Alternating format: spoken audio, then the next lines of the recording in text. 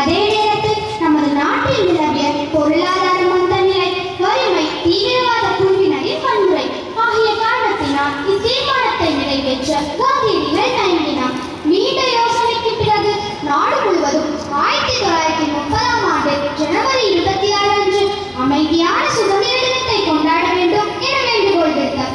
அந்த நாள் இந்தியா சுதந்திரம் பெற்ற பின் குடியரசு தினமாக கொண்டாடப்பட்டு வருகிறது. காந்தியின் வழிகாட்டுதலில் நடந்த கூட்டத்தில் சுதந்திர உறுதிமொழி எடுக்கப்பட்டது. அதில் நமது தாய்நாட்டுக்கு 4 வழிகளை தேடி விளைவிக்கும் ஆங்கில அரசுக்கு அடங்கி நடப்பது இறைவனுக்கும் மனிதனுக்கும் செய்யும் துரோகம் என்பதாம். பொருளாதாரம், கலாச்சாரம், அரசியல், ஆன்மீகம் என்பது மேற்கூறிய 4 வழிகளாம். அன்று சுதந்திரம் பெறுவதற்கு 17 ஆண்டுகளுக்கு முன்பே காந்தியடிகள் ஏற்படுத்திய சுதந்திர தினம் தான் இன்று சுதந்திரம் பெற்ற பின் குடியரசு தினமாக கொண்டாட நவம்பர் 26, 1949 அன்று நேரு அமைச்சரவை முடிவு செய்தது. இவ்வாறு தோன்றிய குடியரசு தினம் இன்று 64ஆம் ஆண்டில் தலையெடுத்து வைக்கிறது.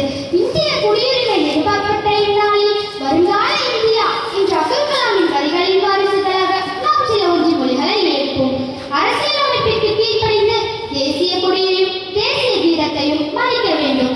நமது சுதந்திர போராட்டத்தின் உன்னத கொள்கைகளை பின்பற்ற வேண்டும். தேவைப்படும் பொழுது நமது தேசத்திற்காக பணிபுரிய வேண்டும்.